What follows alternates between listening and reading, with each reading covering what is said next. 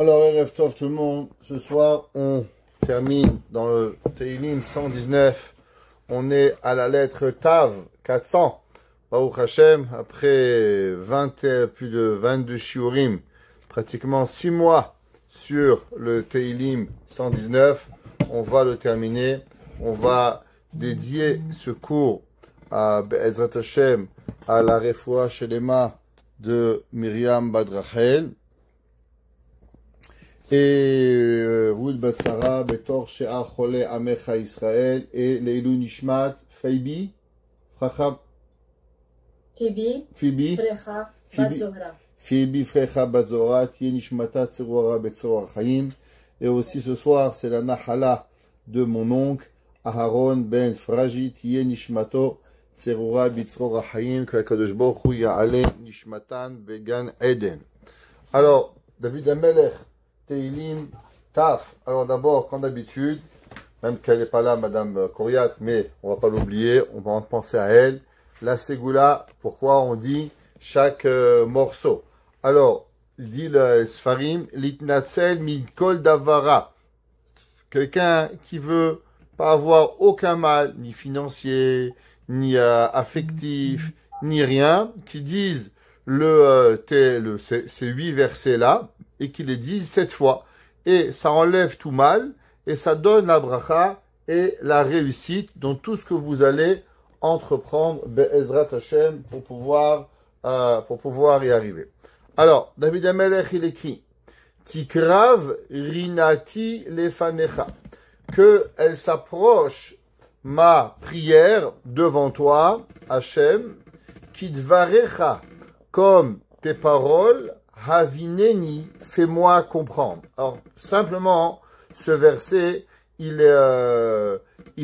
parle que, comme ça qu'il explique le Chida, que malheureusement, souvent, que quand un homme, il fait des péchés, alors, la prière, elle devient plus difficile.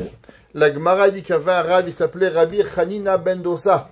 La Gemara dit que Rabbi Hanina ben Dosa, quand les gens, ils venaient chez lui, il demandait, Rabbi, prie pour ma mère, Rabbi, prie pour mon père, Rabbi, prie pour ma fille, tout ce qu'on avait besoin. Il disait, celui-là, il va vivre, celui-là, il va mourir, celui-là, il va être. Il dit, Rabbi, tu es un prophète? Il dit, Rabbi Chaïna, non, je suis pas un prophète. Seulement quand je prie, alors si la prière, elle coule, alors je sais que Hachem, il écoute ma prière. Si je vois que la prière, elle bloque, alors ça veut dire que la prière, elle n'arrive pas à passer, et là, je sais que malheureusement, ma prière ne va pas, elle ne va pas être répondue à toi. Qu'est-ce qu'on peut faire pour que nos prières soient répondues? On prie tous les jours, Shacharit, Mincha, Ma'ariv, on essaie de garer la voiture, Hachem, trouve-moi un parking, on va faire les courses, fait que on trouve ce qu'on a besoin, ceux qui veulent se marier, donne-moi un chidour, ceux qui ont des enfants à marier, peu importe ce que l'on fait, notre vie, elle est basée sur la prière. Voilà. Et Rev Tov Malka qui a pu nous rejoindre. Alors, toute notre vie, elle est basée sur notre tefila. On prie tous les jours. La Gemara dit Amar Rabbi aussi, Ulvai Shit Adam Kolayom. Il dit qu'un homme, il doit vivre sa vie dans la prière. L'homme, sans prière, il peut rien faire. La Gemara dit que le Yetzer Hara, il est de feu. Et nous, on est de chair. Alors, comment nous, on peut vaincre le Yetzer Hara? La réponse, elle est simple. C'est à travers la tefila, à travers la prière que l'on fait, quand on demande à Kadosh Baruch Hu de nous aider, alors Hachem, il va nous aider. Mais maintenant, souvent, on a l'impression qu'on prie, et pourtant, on n'est pas écouté. Alors, comment faire pour que la prière, elle nous soit écoutée? Le Chida, il dit, qu'est-ce que David Amelech, il répond à cette question? Il dit que David Amelech, il a écrit, Tikra vrinati lefanecha. Il dit que la prière, quand l'homme, il fait teshuva, alors il dit que la teshuva, elle est appelée Rina. C'est quoi Rina? Rina, c'est une chanson. Je sais pas si vous êtes venu à la synagogue pendant les Selichot, quand on venait à la synagogue le jour de Kippour. Alors, c'est très spécial chez les séfarades, en tout cas particulièrement, que toutes nos prières, elles sont en chanson. Pourtant, si vous lisez les mots, c'est un peu bizarre. On demande pardon à Dieu. Chatanou le Dieu, nous avons fauté devant toi. C'est-à-dire, tu chantes ça, c'est un peu bizarre. Pourquoi on demande pardon à Dieu en chantant? Même des fois, c'est un peu, on pourrait dire ridicule, Chas Shalom. Mais pourtant, c'est choquant que combien de prières très profondes, elles ont des chansons et des tunes qui vont nous prendre. David Amelech, il dit que la tchouva, généralement, c'est quoi? La tchouva, c'est un rapprochement entre deux personnes. Quand quelqu'un, il va vers un autre, il va demander pardon, alors il essaye de se rapprocher à la personne. Pareil, nous, que veut dire le mot tchouva? Tchouva veut dire tashuv el Hashem, revenir vers Dieu. Quand un homme, il a envie de revenir vers Hashem, alors on n'a pas envie de faire une tête d'enterrement. On va dire quoi à Dieu? Pardonne-moi, on est en train d'envie de voir sauter par la fenêtre. Dieu préserve. Alors l'homme, la tchouva, elle est comme une rina. Le fait que l'homme, il se rapproche de Hakadosh Baruch Hu, il n'y a pas de plus grand cadeau. Un homme, malheureusement, il n'a pas vu son fils 10 ans. Son fils, il va venir le voir. Il chante, il danse, il est heureux. Je vais voir mon père. Le père, il est heureux. Il va voir son fils. De Melech, il dit, Tikrav rinati lefanecha. Si moi, j'ai envie de que ma prière elle soit écoutée à Hachem, alors il faut la précéder à une teshuva. Si l'homme, il veut prier avant de prier, il dit Hachem, pardonne-moi. Si j'ai fait des péchés, malheureusement, j'ai vu ce qu'il fallait pas voir, j'ai entendu ce qu'il fallait pas entendre, j'ai parlé ce qu'il aurait pas dû parler, j'ai touché ce que j'aurais pas dû parler. On parle des 5 sens, la vue, l'ouïe, l'onorat, tout ce qu'on a pu faire malheureusement avec un de nos 5 sens. Alors on demande pardon à Kadosh Baruch Hu. Et là, Kadosh Baruch Hu, il va venir et il va répondre à nos prières. Et David Amelech, il dit, et je te demande, s'il te plaît, à Kadosh Baruch Hu, que la prière, elle soit proche de toi. Il dit, Kidvarecha havineni, tikrav rinati lefanecha. Je veux que la prière, elle soit proche vers toi, Kadosh Baruch Hu, Kidvarecha, comme ta parole, ouais, j'ai envie qu'elle doit être là, Kidvarecha havineni. Maintenant, qu'est-ce que David Amelech, il finit? Comme ta parole, fais-moi comprendre. Alors, on a dit souvent, vous savez que la Torah, elle n'est pas une science. La Torah, elle vient de Dieu. C'est quoi la Torah? La Torah, c'est l'esprit divin d'Akadosh Baruch Hu. Quand l'homme, il comprend qu'est-ce que c'est Shabbat, quand l'homme, il comprend qu'est-ce que c'est Tzniut, quand l'homme, il comprend qu'est-ce que c'est Tzitzit, Tfilin, alors il comprend la création du monde. Parce que la Torah, elle a précédé la création du monde. Le Zohar, il dit, Kucha brichu ve Israël ve Torah chadu. Dieu, la Torah et l'âme du peuple juif, ils font que un. Kucha brichu istakel beoraita ou bara alma. Donc les mitzvot, elles ont une compréhension profonde de l'univers au complet. Maintenant, qu'est-ce qui empêche l'homme de pouvoir comprendre? Pourquoi il y a des gens, ils sont là devant une page de Talmud, ils comprennent rien. Il y a la Torah, ils comprennent rien. Il y a un Shulchan Aruch. La réponse à ça, elle est que quand l'homme, il est malheureusement, il a fait certains péchés, alors les Averot, elles nous bloquent la volonté de devoir comprendre. La Torah, c'est pas comme des mathématiques. Vous pouvez être un voleur en prison, il y a des gens qui deviennent mathématiciens. Il y a des gens qui tuent, ils deviennent docteurs en prison, passent un diplôme. C'est pas grave. Pourquoi? Parce que c'est une science. La Torah, c'est pas ça. La Torah, pour pouvoir la comprendre, il faut avoir une proximité avec Dieu. Alors, David Amelech, il dit, Tikra vrinati lefanecha, que ma prière, elle s'approche de toi, Kadosh Baruch Hu, et que quoi? Et que quand je suis proche avec ta teshuva, alors Kidvarecha avineni, fait que je puisse comprendre la Torah. Alors vous savez, on a déjà parlé souvent qu'il y a 3 niveaux d'intelligence. Il y a la chokhma, la connaissance, la bina, la compréhension, et le da'at, le savoir. David Amelech, il dit, il y a beaucoup de gens qui répètent. La Torah, ils répètent, ils disent, ils traduisent. Ça, c'est du da'at, c'est comme un ordinateur. Un ordinateur, tu lui poses une question. Pourquoi on ne peut pas se fier à AI? J'ai vu quelqu'un a posé une question, rabbin, est-ce qu'on peut se fier à AI pour les réponses de la Torah? Il veut poser une question sur AI Barminan, il veut que AI, il va le savoir. AI, il n'a pas de bina.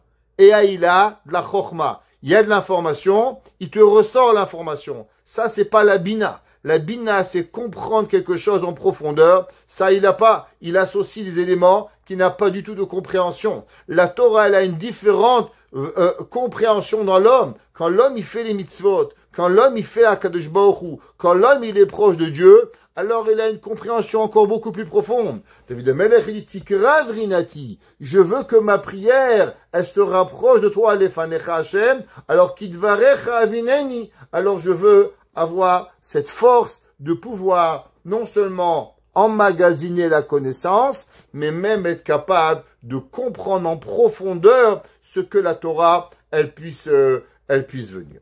David Amelech, elle écrit dans le perso 170. Tavo techinati lefanecha. Elle va venir devant moi. Elle va venir devant moi. Ta Mechila, juste.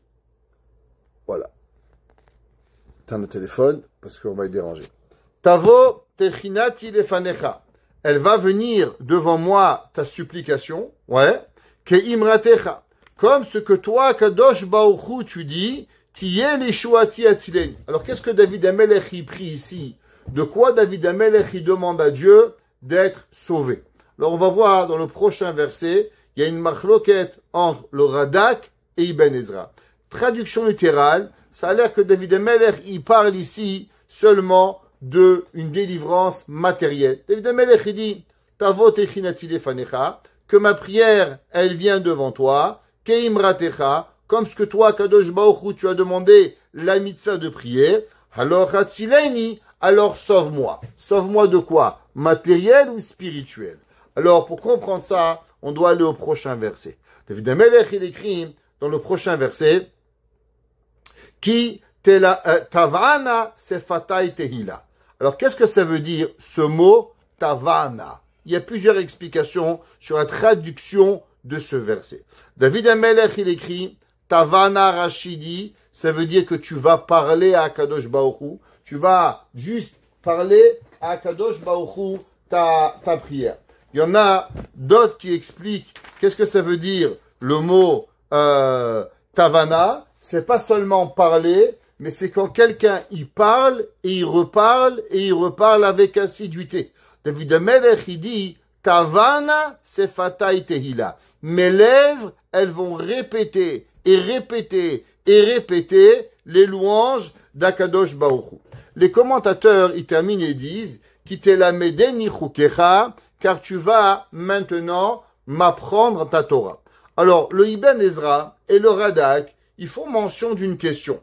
Le premier verset, qu'on a dit Tikra vrinati, il parle que David Amelech, il demande à Dieu, je te prie à Dieu, alors s'il te plaît, fais-moi comprendre la Torah. Le prochain verset, verset 171, Tavana sefatai, que Dieu, je te parle et je te prie avec constance, et je te louange, alors encore une fois, kitelamdeni chukecha, tu vas devoir me faire comprendre ta Torah. Alors le premier verset, il parle de Torah, troisième verset de Torah, et le verset du milieu, il a l'air de parler que David Amelech, il veut être sauvé. Ça a l'air de sauver de ses ennemis, sauver de ses problèmes, sauver de tout ce qu'il a. Le Radak, le Ibn Ezra, il dit, qu'est-ce que ce verset il fait au milieu? On aurait dû dire verset 1 et 2, et après on aurait dû parler le verset 3. Pourquoi on a parlé 169, prière sur la Torah, 171, prière sur la Torah, et au milieu, verset 170, qui a rien à voir avec la Torah.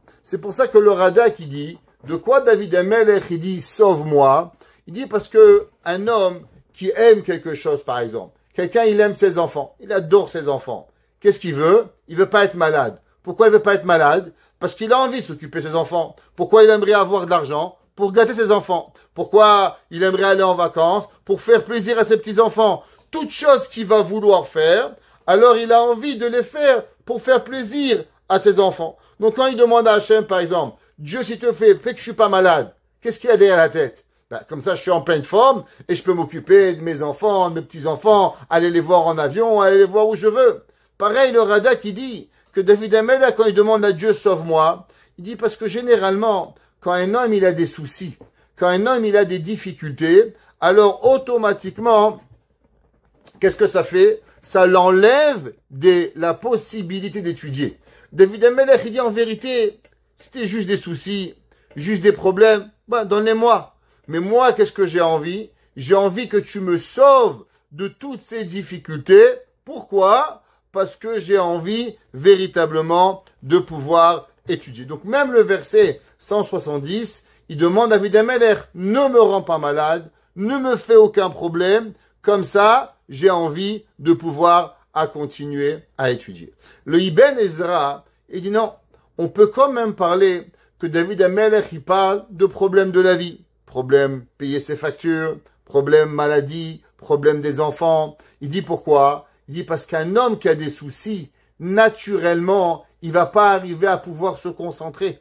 Un homme qui veut aller le matin à la prière, mais si le bébé il a pleuré toute la nuit, il va lui être difficile de se lever le matin à la prière. Un homme qui a pas assez de quoi manger, le pauvre, alors il va moins pouvoir étudier. David Ameler, il dit, s'il te plaît, Kadosh Baruch Hu, fais que ma prière elle arrive et que je puisse étudier. Maintenant, puisque j'ai envie d'étudier, protège-moi. Ni que j'ai la maladie, ni que j'ai faim, ni que j'ai soif, ni que j'ai froid, ni que j'ai chaud. Rien. Protège-moi de tout. Et David continue, il dit, et alors je continuerai à parler à toi, Kadosh Baruch Hu, et à te louanger toute ma vie, parce que qu'est-ce que j'ai envie véritablement? J'ai envie quitter la Médène, j'ai envie que toi, Kadosh Baruch Hu, tu vas m'apprendre la Torah. On a déjà dit souvent, qu'est-ce que ça veut dire qu'il demande à Dieu que Dieu lui apprend la Torah? Pourquoi Dieu il apprend la Torah? C'est pas Dieu qui apprend la Torah, c'est l'homme qui apprend la Torah. Alors qu'est-ce que David Ameler il dit? Quitter la Médène.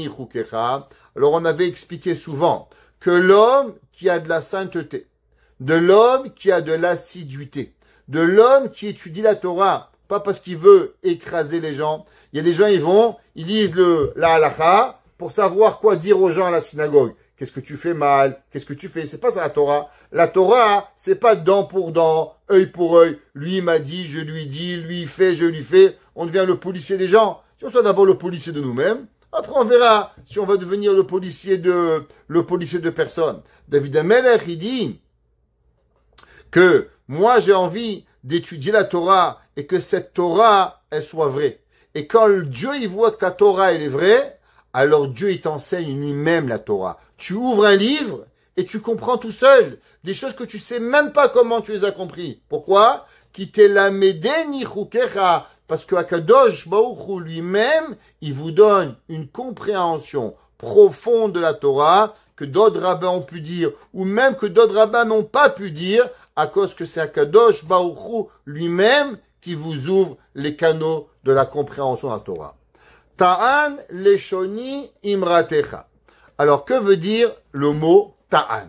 Alors, généralement, ta'an, c'est une complainte. Quand quelqu'un, il se plaint de quelque chose, alors, on dit ta'an. Rashi, il dit ici, ça ne veut pas dire ça. Il dit, ça vient du mot ania. C'est comme crier, parler fort. C'est comme quelqu'un qui dit, je vais parler du plus profond de mon être. Rashi dit, kol ania, lachon kol ram. Un homme qui va sortir ses tripes à la prière. Il dit, David Ameler, ta'an leshoni. Ouais, que ma langue, elle va parler. Maintenant, à qui elle va parler? Alors, le Rambam dans la mitzvah, dans la 5e mitzvah, dans la mitzvah de aimer Akadosh Baruch Hu, le Rambam, il écrit et il dit que parmi la mitzvah de aimer Hachem, il fait partie de parler de Dieu aux gens autour de vous. Exemple, on a ramené souvent ce machal. Un homme, il trouve quelque chose en solde. Il va dans un magasin et il trouve 50% de solde. Qu'est-ce qu'il fait? Il appelle tous ses frères, tous ses soeurs. Allô, venez à Maxi. Il y a ça pas cher, il y a Zara pas cher, il y a la baie qui ferme. Venez voir, venez acheter. Pourquoi? Parce que les gens que vous aimez, vous voulez leur faire partager les promotions. C'est comme ça la vie. Le Rambam dit, l'homme qui aime Dieu, alors il veut parler de Dieu. Prenez un exemple. Il y a un homme, il aime le football.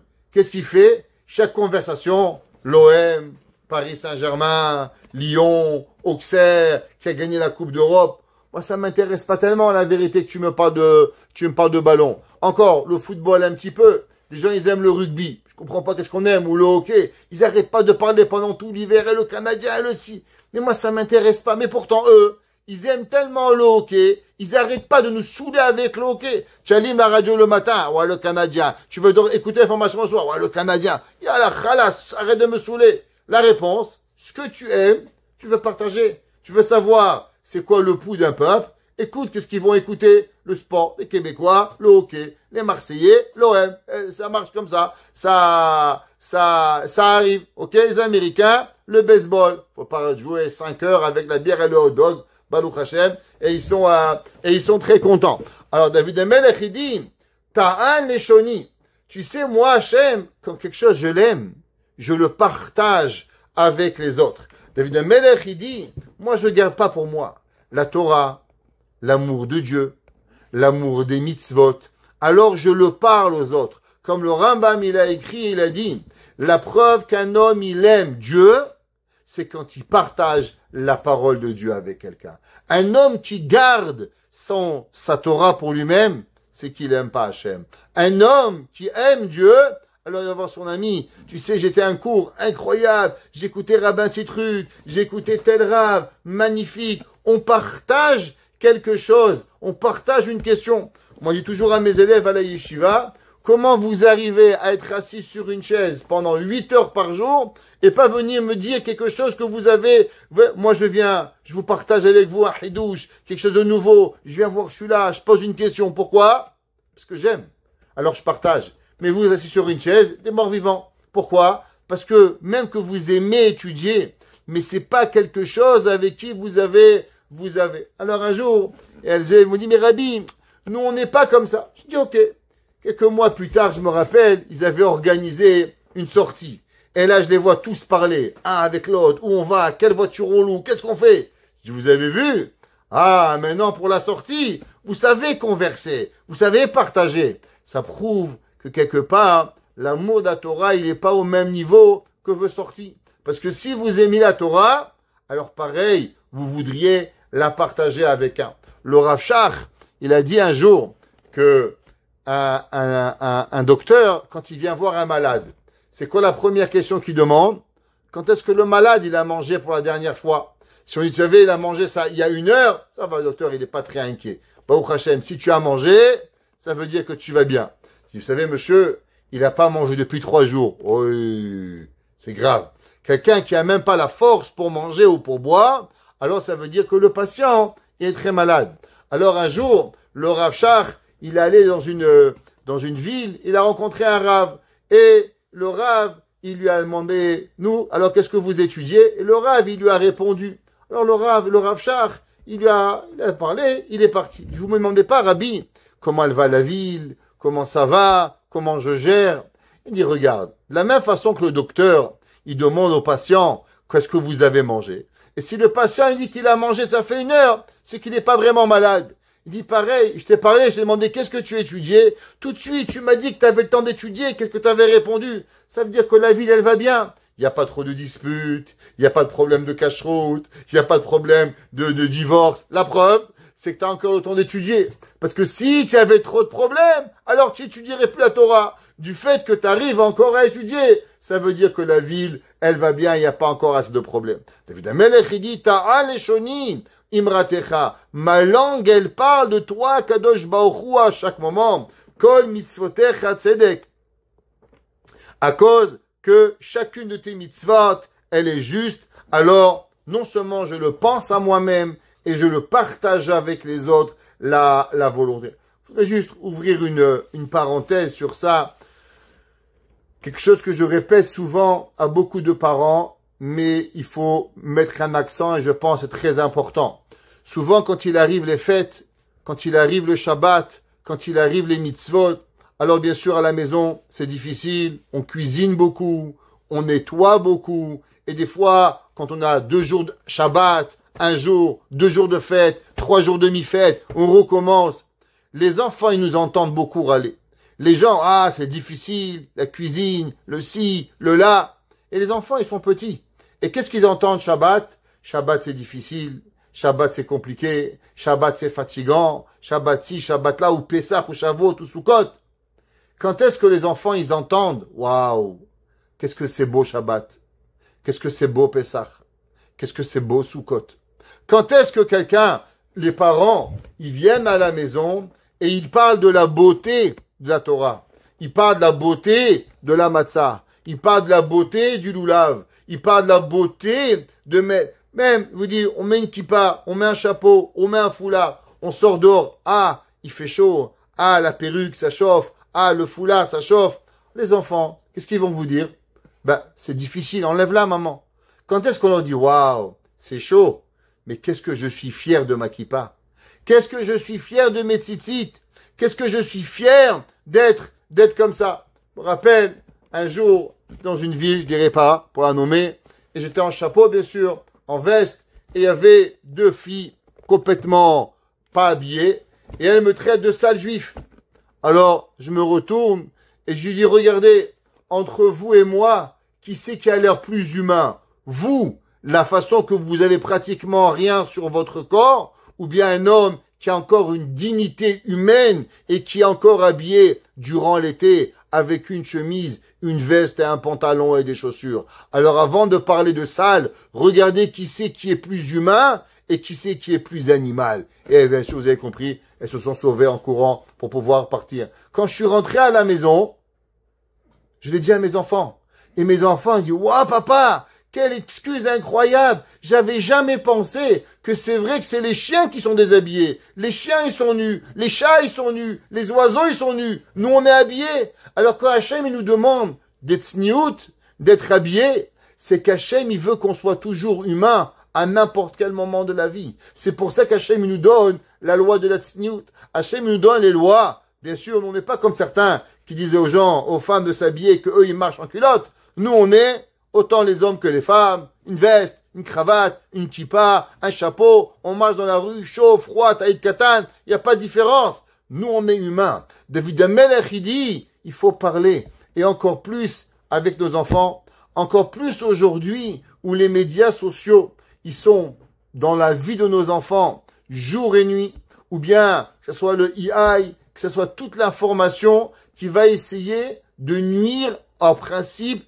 de nos parents, de nos grands-parents et principe de la Torah. On doit parler de l'importance de chaque chose. Chaque chose que l'on fait, pourquoi on le fait, pourquoi on fait kiddush, pourquoi on fait motzi, pourquoi on fait... Regardez, on va juste reprendre un exemple.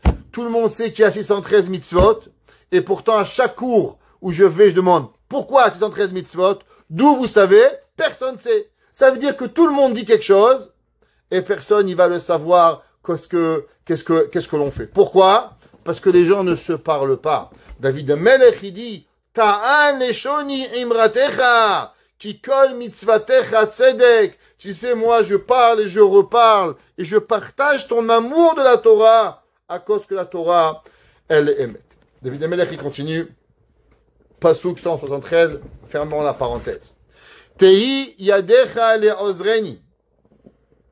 Il dit que ta main, elle va être pour m'aider. Alors le Ibn Ezra, il fait relever quelque chose de très intéressant. Et il dit que généralement, à chaque fois qu'on voit le pronom main, la main, M-A-I-N en hébreu, généralement, c'est suivi d'une punition. Ouais.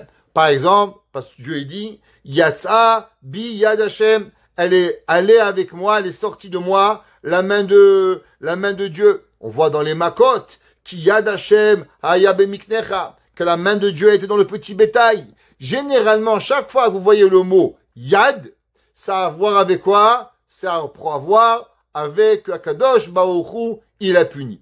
David Amelech ici, il demande l'inverse. Il dit, s'il te plaît, Akadosh Baruch Hu, Tei yadecha le'azreni, que ta main, elle va être pour m'aider. Ça veut dire, normalement, la main, elle est punissante, elle est la main qui punit. Ici, je veux quoi? Je veux avoir la main qui va aider. Le Ibn Ezra, il dit que, le Hida, pardon, il dit que généralement, il y a deux mains. Il y a la main droite qui représente la bonté. Il y a la main gauche qui représente la gvoura, les rigueurs. Et David Amelech, il dit ici, j'aimerais que même la main gauche, qui est la main de la rigueur, elle va m'aider.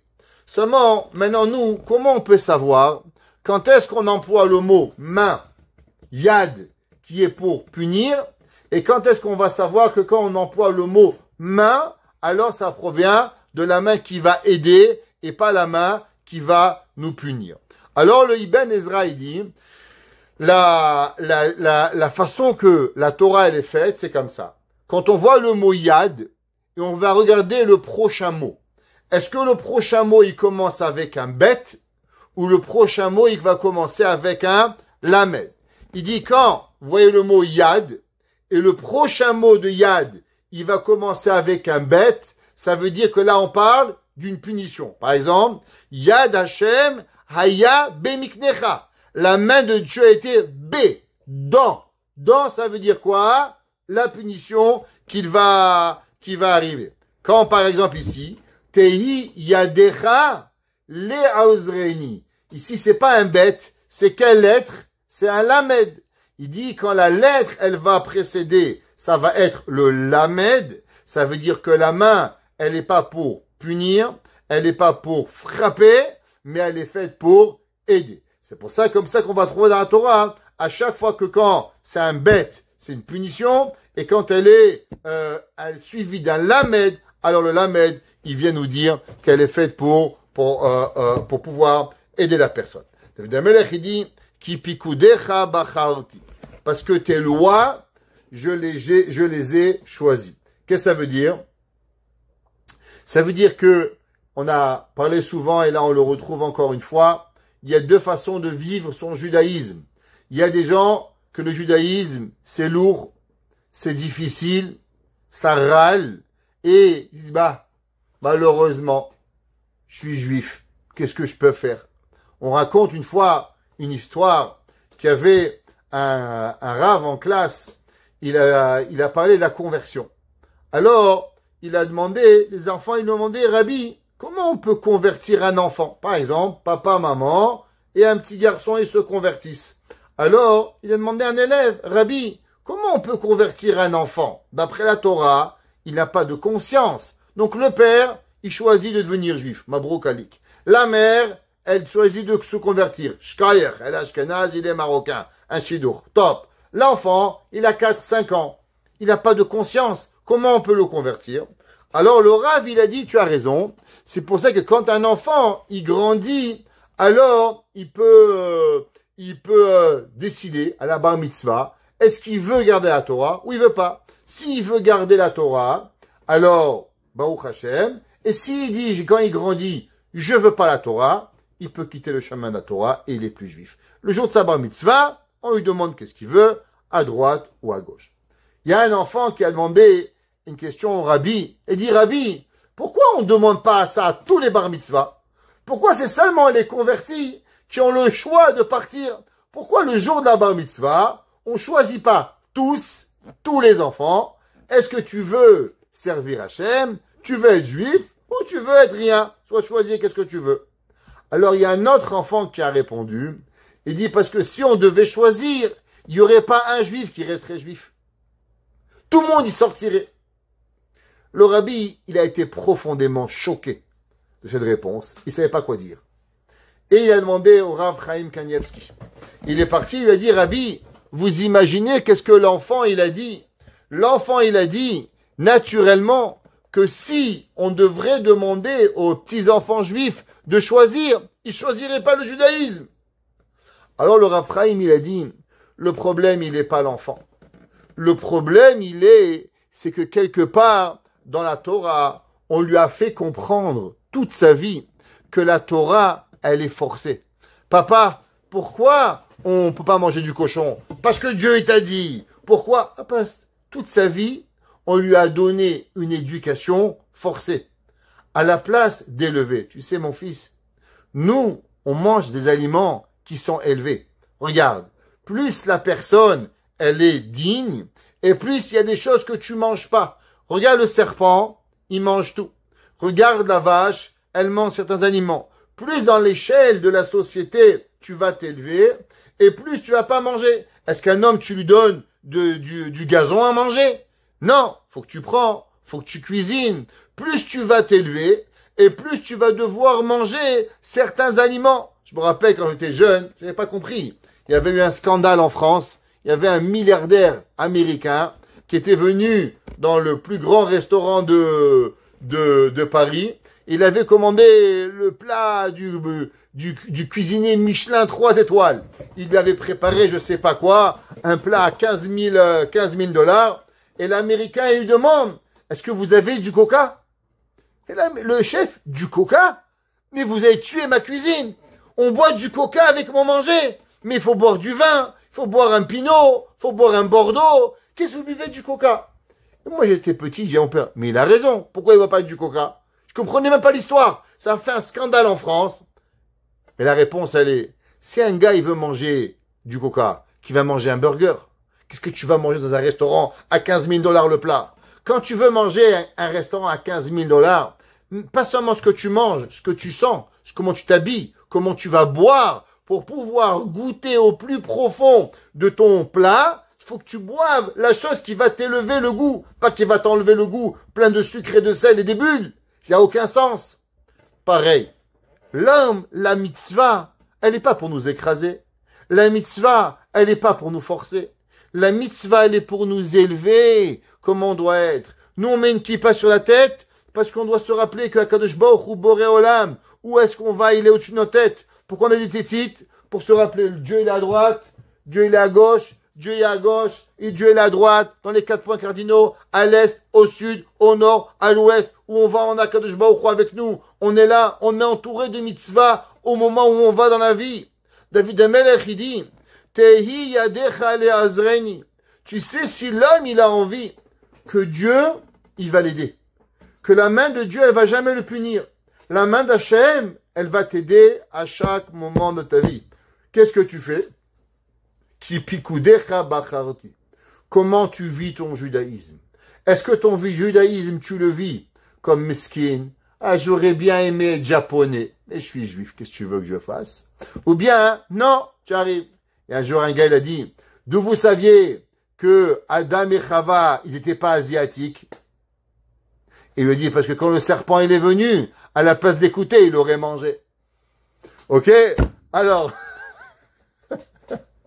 c'est une petite blague. Bon, savoir si vous suivez un petit peu ce soir. Vous allez être trop sérieux. D'accord? Alors, David Amelech, il dit, ta main de Dieu, elle va m'aider. Tu sais pourquoi? Parce qu'on doit vivre un judaïsme choisi de pouvoir arriver. Chaque mitzvah que l'on fait, on l'a choisi avec amour pour pouvoir vivre avec Akadosh Baruch Hu. Et David Amelech, il dit que on sait que l'homme, il doit jamais penser. Et ça, c'est la pensée importante qu'il faut savoir. Est-ce que Dieu, il a voulu être bon avec les hommes ou Dieu, il a voulu être méchant avec les hommes? Alors, il y a 2 façons de voir Dieu. Chez les chrétiens et dans toute la chrétienté, on a l'impression que Dieu, il est assis sur un trône avec un fouet et il attend juste que tu fais des bêtises. Il te frappe. Attends! Ça, c'est Dieu. Comme ça qu'il le présente à Kadosh Baruch Hu, qu'il est là à vouloir frapper les gens. Et Dieu, il s'est ennuyé. Dieu a dit, je m'ennuie, j'ai rien à faire. Alors, je vais créer des humains. Et ces humains, je vais les priver. Je vais les priver de cochons. Je vais les priver de chameaux. Je vais les priver d'ânes. Priver de serpents. Je vais les priver. Et Dieu, il a un plaisir à nous voir souffrir. C'est comme ça qu'il représente Akadosh Baruch Hu. Chez nous, c'est totalement l'inverse. L'homme, il doit savoir que Akadosh Baruch Hu nous a créé. Akadosh Baruch Hu, il a créé Olam Chesed Ibane, Lehetiv Imbiriotav, seulement pour faire du bien. Tout ce que Hachem il nous donne, il n'y a qu'une seule raison.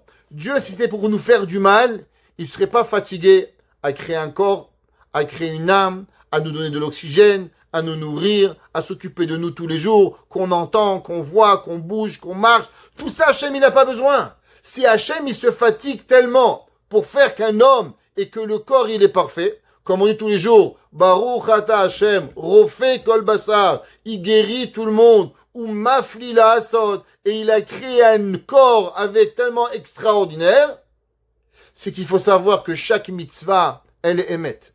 Chaque mitzvah, elle n'est pas là pour te faire du mal. Chaque mitzvah, elle est là pour pouvoir nous donner la plus grande des bontés qui existent. Et c'est pour ça que David Amelech, il dit, ki pikudecha bacharti, parce que tes lois, je les ai choisies. Il dit le Rav Edelstein, parce que j'ai compris qu'en vérité, les mitzvot, elles ne sont pas contre mon bien, contre mon gré. Elles sont pas là à me faire du mal, mais à l'opposé, les mitzvot, elles sont là pour pouvoir m'aider. On raconte une petite histoire qu'on comprend. Il y avait un jour un rave, il était invité il venait juste d'être nommé rave dans une ville, et malheureusement, il y a eu un décès. Alors le rave, il a été invité à venir. Et quand le rave, il est arrivé, c'était pas une famille religieuse du tout. Alors il a donné ses condoléances, et ainsi de suite. Et on dit, nous, rabbin, faites un petit Dvar Torah. Le rave, il a dit, quel Dvar Torah ici dans sa tête? Celui-là, il a pas de kippa, l'autre, il est avec un goy, l'autre, elle est en short, l'autre, qu'est-ce que tu veux que je leur dise? Je vais dire un petit mot, ils vont me lapider. Alors le Rav, il a dit, vous savez quoi? Quand on finit les shivas, durant les shivas, on a une certaine impureté. Et qu'est-ce qu'on fait quand on sort des shivas? On a la coutume de se laver les mains. Ouais, malheureusement, comme on fait quand on sort des shivas, on se lave les mains. Quand on va au cimetière pèleriner quelqu'un, qu'est-ce qu'on fait? Alors on se lave les mains. Il dit, vous savez, il y a un dessin et un défunt qui est ici, et chacun il essaye de faire quelque chose. Vous avez tous passé ce processus-là d'aller au cimetière, de vous laver les mains, sortir des shivas, se laver les mains. Pourquoi on ne prend pas sur nous une mitzvah facile? Il dit oui, il y a des mitzvot faciles. Il dit oui. Il dit quelle mitzvah? Il dit la mitzvah de Netilat Yadayim, de laver les mains. Regardez, en honneur du défunt, que l'impureté, la pureté, l'impureté, venez, on se lave les mains durant le temps avant de manger du pain. Top, beau Dvar Torah, Kol Tov, le rabbin il est parti, au revoir Charlie. 2 ans plus tard, il y a quelqu'un qui vient voir le Rav. Bonjour Rav, j'aimerais avoir une audience. Il rentre chez le Rav, il le rentre dans son bureau. Il dit, vous vous rappelez de moi? Une femme, elle a une perruque, le mari, il a une barbe, des péodes, vrai religieux. Non, je vous ai jamais vu. Il dit, oui, où? Il y a 2 ans, vous vous rappelez, vous étiez venu à telle adresse? Oui, bien sûr, c'était malheureusement le premier défunt que je suis parti quand j'étais rabbin de la ville. C'est le premier que je suis parti. Vous avez parlé de faire Netilat Yadayim. Oui, top, très bien. Ben, vous savez, j'avais trouvé cette mitzvah très simple. Et j'avais pris sur moi je fais pas Shabbat, je fais pas Kippo, mais je me suis dit, une petite mitzvah, laver les mains, c'est même hygiénique quand tu manges sans laver les mains. Je me suis dit, tu sais quoi, de toute façon, avant de manger, tu te laves les mains, tu mets du savon, tu manges pas avec les mains sales. Ça te coûte quoi de faire 3 coups à droite, 3 coups à gauche? Tu te laves les mains, une petite mitzvah facile. Déjà, tu as l'évier, remplir un verre, ça va. On a rien contre le bon Dieu, qu'on n'est pas capable de faire cette mitzvah. Top, j'ai commencé cette mitzvah. Mon mari m'a dit, tu sais quoi, on est des gens propres, on se lave les mains au robinet avant de manger, 2 secondes de plus Netilat, on prend son Netilat. Mon mari et moi, on aime bien voyager. 6 mois après qu'on a pris sur nous de se laver les mains, on est allé en Thaïlande. Et en Thaïlande, là-bas, on a décidé d'aller à la cueillette des champignons. Alors on est parti avec quelqu'un et on est parti cueillir des champignons. Maintenant on a cueilli des champignons, ci et là. Mon mari l'avait amené du pain. Il ouvre le pain, on sort les champignons, on le met dans le sandwich, il me donne un sandwich. Je dis chérie, regarde, ça fait 6 mois qu'on mange pas du pain sans avoir Netilat Yadayim. Il dit oui, mais regarde, on est en Thaïlande, j'étais sur une montagne là-bas dans l'Himalaya, qu'est-ce que tu veux? Il dit regarde, on a mangé ce matin, on n'est pas en train de mourir de faim, moi je mange pas. Moi je mange pas du pain, j'ai pris sur moi sans faire Netilat Yadayim. Mon mari m'a dit ouais, mais regarde, je lui dis moi je mange pas. La madame elle mange pas, le mari il mange. Il mange, 1 minute plus tard la tête qui gonfle, il fait une réaction, un des champignons était vénéneux. Et il est en train de mourir. Alors, vite, on appelle, on l'amène à l'hôpital. Il passe 1 mois aux soins intensifs. Il passe 1 mois. Et moi, je dis à Hachem, regarde, j'ai pris sur moi la mitzvah. Par le mérite de la mitzvah de Netilat Yadayim, je veux que tu sauves mon mari. Quelques secondes plus tard, le mari sort et il dit, tu sais, quand j'étais en train de mourir, j'ai vu que j'avais que des péchés. Bien sûr, on mange kippour, on mange pas kasher. Et j'avais une mitzvah. Quelle mitzvah? La mitzvah de Netilat. Elle m'a dit, cette mitzvah, elle va te sauver. Et c'est comme ça que je suis revenu à la vie. Et depuis, on a fait tchouva, 100% on est revenu. Qu'est-ce que ça veut dire? C'est quoi le but de l'histoire? Raconter un miracle? Moi, je raconte pas des miracles. Ça ne m'intéresse pas. Le but, il est simple. Une personne, elle fait une mitzvah. Une personne, elle doit faire les mitzvot parce qu'elle les aime. Une personne, elle fait les mitzvahs parce que les mitzvot, à cause qu'elle elle a pris sur elle de tout cœur. Alors c'est la mitzvah qui vous aide. La mitzvah que vous avez décidé de la faire, c'est elle qui va vous sauver la vie. Cette femme-là, elle n'est pas tombée malade. Malheureusement, son mari, oui. Pourquoi? À cause qu'elle a pris la Netilat Yadayim. Akadosh Baruch Hu, il a mis la tête du rabbin Netilat pour sauver ce couple. Elle a pas fait, elle a fait, alors Hachem il a sauvé. Tei yadecha leazreni. Donne ta main pour m'aider. Ki pikudecha bacharti. Parce que la loi que j'ai choisie, c'est elle qui va me sauver. Ta'avti lishuatecha. J'ai aimé tes délivrances, Hachem. Vetoratecha sha'ashwai. Qu'est-ce que ça veut dire? David Amelech, il dit, je suis pressé, j'ai des envies de délivrance. Qu'est-ce que ça veut dire? David Amelech, il pense à Dieu. Et dit, vous savez, aujourd'hui dans le monde, il y a les chrétiens, 1,8 milliard de chrétiens. Les musulmans, 1,6 milliard, 2 milliards de musulmans. Les hindouistes, les hindous, 1 milliard d'hindous. Top, les bouddhistes, chacun avec son milliard de gens. Les juifs mskinim, 14 millions. Tout petit, infime, complètement. Quand vous regardez ça, qui c'est qui souffre le plus? Nous? Entre moi et le goy en face. Je vous promets, je me demande, mais comment il se lève le matin? Après, il fait pas une dépression. Le mec, il a sorti les poubelles. Vraiment, je le regarde tous les matins, je me dis, mais comment ça se fait qu'il s'est pas suicidé? Comment ça se fait qu'il arrive encore à se lever le matin sans avoir aucun but dans la vie? Sans Shabbat, sans Pessah, sans Shavuot, sans Sukkot, sans Hanouka, sans Purim, sans Kiddush, sans Lechaim, sans couscous, sans boulette. La vérité, je me pose, sans Mkaïla. Je me dis, mais qu'est-ce que tu te lèves le matin? Tu devrais faire une dépression à ta place, ok? Alors ça, c'est pas compliqué. Mais en vérité, celui qui souffre Kaviachol, c'est Dieu. Dieu, il a créé tout le monde. Dieu, il donne la vie du plus petit insecte jusqu'à la plus grande des animaux. Par les 8 milliards d'êtres humains sur Terre. Et pourtant, combien d'êtres humains croient en Dieu? Seulement 14 millions. Et dans ces 14 millions, malheureusement, encore beaucoup d'entre eux savent même pas Shema Israël. Et on se dit, waouh, si on prend ça des milliards de créatures, des trilliards de créatures, que Hachem, il a créé en vérité tout ça, parce que lui, il est roi du monde. Et personne ne regarde, à part quelques individus. David dit, Tavati lishuatecha. J'ai tellement envie que la délivrance, elle arrive, pour que tout le monde y reconnaisse Akadosh Baruch Hu. Hachem, vetoratecha sha'ashwai. Et ta Torah, elle est un plaisir pour moi. Il y a des gens, un jour, je vous ai déjà raconté, quelqu'un il m'a dit, rabbin, vous n'êtes pas un bon Québécois.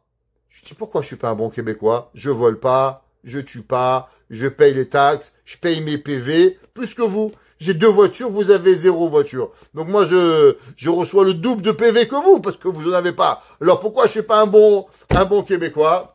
Il m'a dit, parce que le jour de la Saint-Jean, vous n'êtes pas dans les bars en train de boire la bière.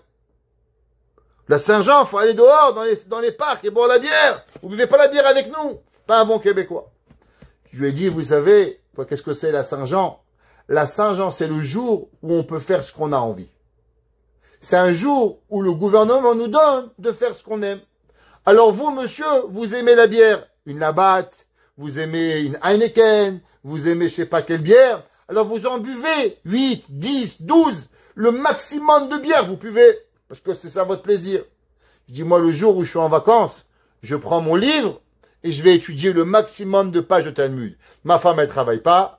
Mes enfants ne travaillent pas. Tout le monde, il est au repos.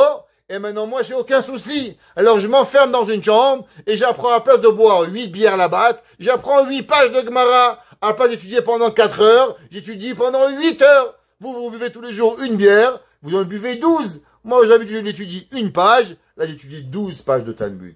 Dit la Torah, le but, c'est de faire ce qu'on aime. David Amelech, il dit, Vetoratecha sha'ashwai. La Torah, elle est un plaisir pour moi, et je l'aime cette Torah comme un jouet que je peux avoir. Techi nafshi utehilatecha. ou t'es à l'écart, que mon âme, elle vit, et que je te louange. David Amelech, il dit, j'ai envie seulement une chose. Vous savez, la Gemara, elle dit qu'il y a des gens qui sont vivants, mais ils sont morts. Il y a des gens morts qui sont vivants. Qu'est-ce que ça veut dire d'être un mort vivant? Alors, aujourd'hui, on a invité les zombies. Ouais, zombies, c'est les morts vivants. Un mort vivant, c'est pas un zombie. Vous savez qu'est-ce que ça veut dire, un mort vivant? C'est un homme qui vit, mais qui n'a aucun sens à sa vie. Un homme, quand il se lève le matin, il sait pas pourquoi il respire, il sait pas qu'est-ce qu'il a à faire. En un mot, il tue la journée. On a dit souvent, il y a des gens, qu'est-ce qu'ils font? Ils disent, what are you doing? I'm killing the time. Ils say, no, it's the time that's killing you. The time you cannot kill him. Tu peux pas tuer le temps. C'est le temps que lui te tue. Parce que chaque jour qui passe, tu t'approches vers la mort. Mais le temps, lui, il meurt jamais. Le temps, il est vivant. David Amelech, il dit, Techi nafshi. Moi, je veux pas être un mort vivant. Je veux ressentir la vie de mon âme. Quand j'étudie, quand je fais une mitzvah, quand je fais n'importe quoi de bon, je suis vivant. L'homme, il n'a pas été créé pour consommer. L'homme, il a été créé pour quoi? Pour donner. La vache, elle mange, elle arrive à 300 kilos, hop, on la tue, hamburger, hot dog. Toi, Baruch Hashem, tu finis pas en hot dog, tu finis pas en burger, tu finis pas en saucisse. Alors pourquoi t'as été créé? T'as été créé pour pouvoir faire, pour pouvoir donner, pour pouvoir accomplir. Quand l'homme il fait, alors il se sent vivant. Quand un homme il jeûne, quand un homme il prie, quand un homme il étudie, quand un homme il fait du bien, alors il donne un sens à sa vie. Un homme qui fait rien, alors c'est un homme mort. David Amelech il dit, Techi nafshi, laisse-moi ressentir la vie de mon âme. Ouais, ou te aleleka. Alors quand je vais ressentir cette vie de mitzvot, de bonté, d'action, d'accomplissement, ou te aleleka. Alors qu'est-ce que je vais faire? Je vais te louanger. Ou mishpatecha yazeruni. Et alors tes lois, Akadosh Baruch Hu, ouais, que tu vas juger les gens bien, avec du bien, punir les gens mal, avec le mal, alors je pourrai continuer à pouvoir te louanger à Kadosh Baruch Hu. Tahiti kese oved. Je suis perdu comme un mouton. Bakesh avdecha, demande ton serviteur, ki mitzvotecha lo shacharti. Qu'est-ce que ça veut dire? Rabbi Nachman de Breslev, il explique et il dit ce verset la chose suivante. Tahiti kese oved. Je suis perdu comme un mouton. Il dit qu'est-ce qu'il fait un berger? Un berger, il a généralement une petite harpe, une petite flûte. Pourquoi? Parce qu'il habitue les moutons au son de sa musique et qu'il avance et comme si, on va dire, il berce les moutons à le suivre. Il marche avec la musique, avec la guitare et les moutons, ils le suivent et ils s'habituent à sa musique pour pouvoir y arriver. Maintenant, le berger, il sait aussi parler. Des fois, il y a un mouton qui s'éloigne. Qu'est-ce qu'il fait? Il crie, « Hé, frère, viens ici !» Hop, le mouton, il revient. « Hé, Jean-Jacques !» Hop, et Jean-Jacques, il revient. Alors, le mouton, il écoute. Maintenant, tout ça, ça marche. Tant et aussi longtemps que le mouton, il est à distance audible, qui peut encore entendre le berger. Alors, quand il va l'appeler le mouton, il va revenir. Mais si le mouton, il est parti trop loin, alors qu'est-ce qui arrive? Le mouton, il pourra pas entendre ni la musique, ni la voix du berger, et il est perdu. David Amelech, il dit, Tahiti kese oved. Je suis perdu comme un mouton. Bakesh avdecha. Seulement, il y a deux bergers. Il y a un berger qui est feignant, et que lui, il dit, ça va, laisse-le. Il va revenir. Et le mouton, il part trop loin. Et qu'est-ce qui arrive? À la fin, tu peux plus le récupérer. Mais il y a un berger que dès que le mouton, il commence à se sauver, il le rattrape. David Amelech dit, Tahiti, kese oved. Moi, avec mes péchés, je me suis perdu comme un mouton. Bakesh Avdecha, s'il te plaît Dieu, ne me laisse pas trop m'éloigner. Dès que tu vois que je commence à faire des bêtises, reviens-moi, appelle-moi, viens me chercher pour ne pas que je m'éloigne trop. Pourquoi? Ki mitzvotecha lo shacharti. Parce que même quand je m'éloigne, je me rappelle encore la musique que tu chantes, la Torah que tu fais, et alors automatiquement, je puisse revenir vers toi, Hachem. En un mot, David Amelech, il dit à Dieu, s'il te plaît, Hachem, assure-toi que je m'éloigne pas trop pour que je puisse revenir. Il y avait un jour, et on finira avec cette histoire extraordinaire. Il y avait un Rav, il s'appelait le Yehudi de Pshisra. Le Pshisra était connu sur le nom de Rav Yitzhak Yaakov Yitzhak de la ville de Pshisra. Il va devenir plus tard il va aller à Kotsk, où là-bas, il va devenir le Rav de Pshisra, et il va étudier dans la ville du Chosé du Lublin, il va étudier avec le Chosé du Lublin, et il va même devenir un grand maître de la Chassidoute. Mais avant qu'il soit un maître de la Chassidoute, il était un Rosh Yeshiva. Ouais, un Rosh Yeshiva. Il avait une petite yeshiva. Et vous savez, aujourd'hui, les gens, on va dire, même les ignorants, sont encore assez instruits. Baruch Hashem, il y a des cours de Torah le dimanche, le lundi, le mardi, le mercredi, le Shabbat. Ishtabar chez moi. Moi, je me rappelle Montréal, il y a 30 ans. 31 ans que je suis à Montréal aujourd'hui. Croyez-moi, il n'y avait pas 10 juifs séfarades avec un chapeau. Ça n'existait pas. Les gens, quand ils voyaient un gars avec un chapeau, ils lui embrassaient la main. Ils pensaient qu'il était un baba. Moi, je me rappelle, j'étais bachour à l'époque. Je suis arrivé, la yeshiva de l'Ekoud, et un gars, il m'a dit, mais tu es trop jeune encore pour être religieux. Pourquoi tu es devenu religieux? Style, il faut que tu as 80 ans. Quand tu meurs, tu deviens religieux. Quand tu es jeune, profite la vie. Baruch Hashem, aujourd'hui, la Torah, elle fleurit. Ishtabar Shem Ola'ad, combien de collèges, combien de séminaires, combien de yeshivot. Ishtabar Shem Ola'ad, comment la vie. Alors, le Rav de Yehudi de Pshisra, il était Rav dans une petite ville en Ukraine. Et là-bas, les gens n'étaient pas des gens très instruits. Alors le Rav, il a ouvert une yeshiva. Et il a pris les jeunes, et bien sûr les jeunes, il les a éduqués. Et très rapidement, ils ont vu la grandeur du Rav. Yehudi Akadosh, ils ont étudié avec lui. Et ils ont étudié jour et nuit, ils ont commencé à étudier. Maintenant, bien sûr, qu'est-ce qui se passe quand vous étudiez toute la nuit? Vous avez besoin d'un petit café. Alors, les jeunes, qu'est-ce qu'ils faisaient? Ils se faisaient un café. Durant la journée, vos mains, elles sont solides. Vos réflexes, ils sont bien. Maintenant, la nuit, quand vous êtes un peu fatigué, qu'est-ce qui arrive? Vous renversez un petit peu le café. Ils s'endormaient. Des fois, ils prenaient 2 chaises pour poser la tête. Et le matin, les gens de la ville, ils arrivaient à la synagogue. Et des fois, ils voyaient un petit peu de café renversé. Les chaises pas bien rangées. Les livres pas tous à leur place. Et un jour, ils ont fait une crise de nerfs. Les gens de la ville, ils ont dit, ça suffit. Le rabbin, il doit quitter la ville. On n'en peut plus. Nous, on veut venir à la synagogue. On veut trouver la synagogue propre. Et maintenant, le rabbin, il prend ses clics et ses claques et ses élèves et il dégage de la ville. On veut plus le voir. Alors le Rav, avant de partir, il dit, laissez-moi vous raconter une petite histoire. Il dit, avant, je vais vous lire un verset dans Tehillim. Il dit, quel verset? Il dit, Tahiti, je me suis trompé, cassé Oved, comme le mouton perdu, Bakesh Avdecha. Alors, en yiddish, il y en a qui disent pas Bakesh avec un E, mais ils disent Bakash. Ça ressemble au mot Bakash. Alors les gens, il leur a dit, mais Rabbi, qu'est-ce que tu essaies de nous dire? Il dit, laissez-moi vous raconter une histoire. Ok. Et quelle histoire?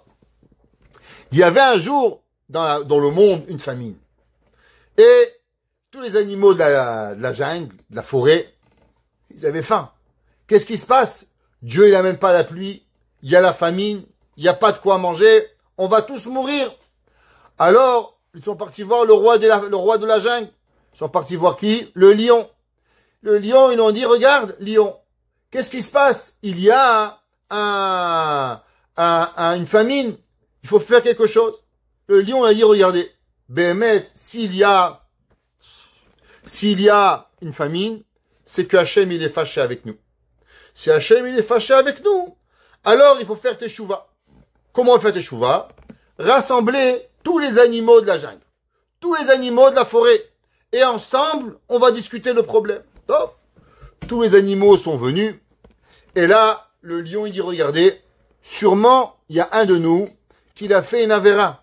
Et à cause de la avéra qu'il a fait, c'est pour ça que Dieu, il nous punit. Alors, chacun de nous, on va dire la avéra qu'il a fait, et on va voir est-ce que c'est à cause de lui qu'il est puni. Alors, le premier qui est venu, c'est le loup. Le loup, il a dit, voilà, je vais vous dire la vérité. Vous savez, il y a la forêt. Quand les gens, ils rentrent dans la forêt, alors ils ont des moutons, ils rentrent dans notre territoire. Alors un homme qui rentre dans la forêt avec son mouton, il est obligatoirement, il met en risque qu'il se fasse manger. Et quand on mange dans la forêt, on rentre chez nous. Et ça, Kadosh Baruch Hu, il nous punit pas. Mais vous savez, il y a quelques mois, j'avais très faim. Et qu'est-ce que j'ai fait? Alors, je suis allé dans la ville. Et là-bas, il y avait un homme qui avait rien à manger. La seule chose qu'il avait, c'était un mouton.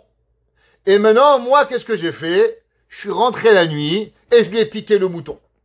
Et puisque je lui ai piqué le mouton, c'est peut-être pour ça que Dieu est fâché avec nous. Le lion, il a dit, c'est une bonne question. Je vais attraper tous les lions et ensemble, on va faire un comité. Et on va te juger. Alors le lion, il a pris avec lui des lions, des tigres, des panthères. Il a fait un bedding. Et là, le lion, il est sorti, il a dit, dis-moi, pourquoi tu es rentré dans la ville? Il a dit, parce que je crevais de faim. Et comme j'allais mourir, alors automatiquement, j'ai rentré. C'est vrai, j'ai volé la dernière chose à manger à un homme, mais moi aussi j'avais faim.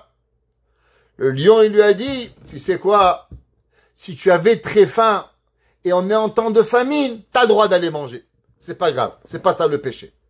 Ça veut dire que tu avais le droit. Top. Le lion, il est sorti. Qui c'est qui il est rentré? Il est rentré l'ours, Dov. Dov, il est rentré et il a dit, voilà, je vais vous raconter. Moi, ça fait durant l'hiver, j'hiberne et je mange pas.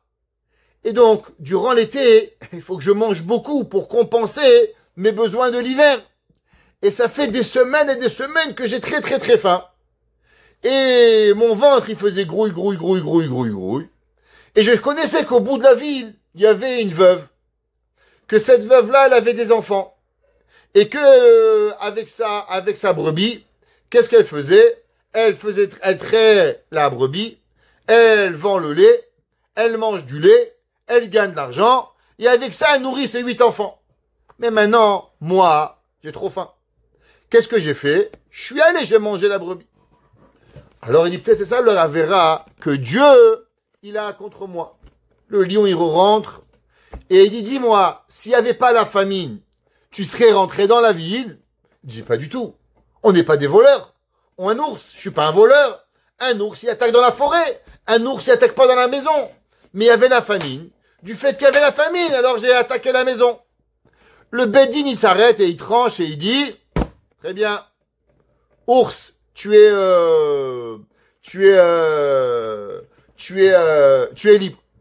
Il est venu un lion et dit, peut-être que c'est moi le problème. Il dit, c'est quoi le problème?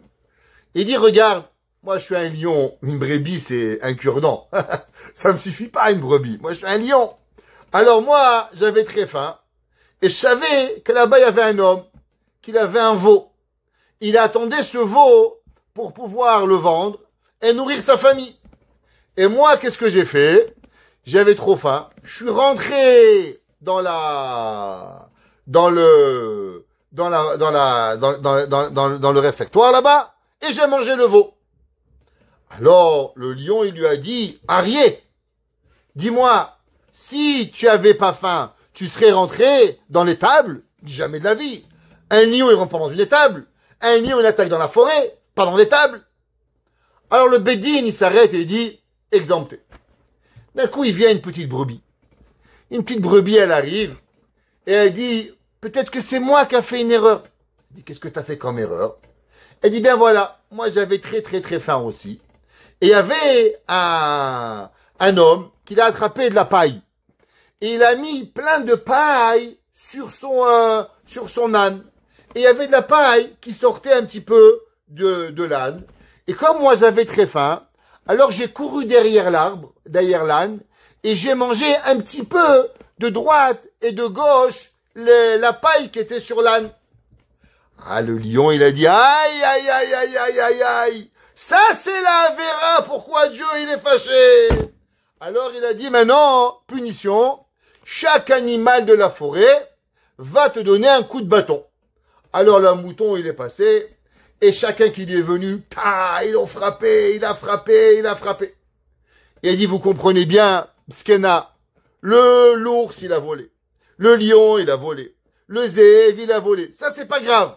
Mais le seul petite brebis qui a volé un petit peu de paille, alors automatiquement, elle est allée. Alors dans cette ville, on a donné 3 noms. On a dit Arié, le lion. On a dit Zéev et on a dit Dov. Mais en hébreu, ces 3 noms-là sont 3 noms de juifs. Arié, Dov et Zéev. Alors le rabbi de Pshisra, il a dit, vous aussi vous êtes pareil. Pourquoi? Il lui a dit, Rebarié, toi tu vas au marché et qu'est-ce que tu fais? Tu voles les gens. Tu leur donnes de la mauvaise marchandise et tu leur refiles la marchandise mauvaise et tu leur fais croire que c'est pas grave. Ça, tu as droit. Parce que tu veux nourrir ta famille. Alors, automatiquement, Rebarié, tu te permets de voler le monde. Ça, c'est permis. Et toi, le deuxième, Reb Zev. Il dit, toi, Reb Zev, qu'est-ce que tu as? Tu as un magasin. Et dans ton magasin, qu'est-ce que tu fais? Toi, là-bas, tu voles les quantités. Quand un homme, il a 1 kilo, tu lui voles 900 grammes. Et quand tu te demandes la question, pourquoi tu voles? Qu'est-ce que tu réponds? Ah, mais j'ai faim, je veux nourrir ma famille. Alors tu voles les gens. Toi, Reb Dov, qu'est-ce qui arrive? Il y a 2 semaines, tu es parti au marché, dans l'autre ville. Et là-bas, tu as rencontré une Goya. Et que malheureusement, qu'est-ce que tu as fait? Pendant 2 semaines, tu as vécu avec elle. Il lui a dit, les Yudis de Pshisra, regardez-vous. Un, il est un voleur. Un, c'est un arnaqueur. Un, il trompe sa femme. Tout ça, c'est permis. Et les seuls petits jeunes rabbins qui renversent un petit peu de café sur le parterre, vous voulez les renvoyer du Beth Midrash. La seule avéra qu'ils ont fait, Mskinim, c'est qu'ils n'ont pas remis la chaise en place et vous voulez les renvoyer du Beth Midrash. Il a dit, le Yehudi de Pshisra, c'est ça que David Amelech, il a dit, Tahiti, kese oved bakash. Je suis comme un petit mouton qu'on a puni parce qu'il a mangé un petit peu. Cash, c'est de la paille. Avdecha ki mitzvotecha lo shacharti. Alors à moi on me punit. David Amelech, il dit souvent, on est là et on juge les gens. Nous on fait des piles de averot comme ça on se donne tous les droits du monde. Pski, le gars en face, il a fait une petite erreur. On va comme ce petit mouton qui a mangé un petit peu de paille et lui, il mérite de recevoir des coups de bâton. On le fracasse parce qu'il a fait une petite avéra. Et on oublie qu'est-ce que nous avons fait. David Amelech, il dit, Tahiti kise oved, je suis perdu comme un mouton. S'il te plaît, Akadosh Baruch Hu, rapporte-moi et ramène-moi. Ki toratecha lo shacharti. Chachamim, ils nous disent que souvent, malheureusement, l'action des mitzvot, on n'arrive peut-être pas à le faire. Mais au moins, ne pas oublier qu'il existe des mitzvot. L'homme, il doit se rappeler, c'est quoi nos obligations? C'est quoi nos mitzvot? Qu'est-ce que nous avons à faire? Et que tant que l'homme, il se rappelle nos obligations, alors automatiquement, il aura une chance de pouvoir revenir à Kadosh Baruch Hu. Baruch Adonai Leolam. Amen ve Amen.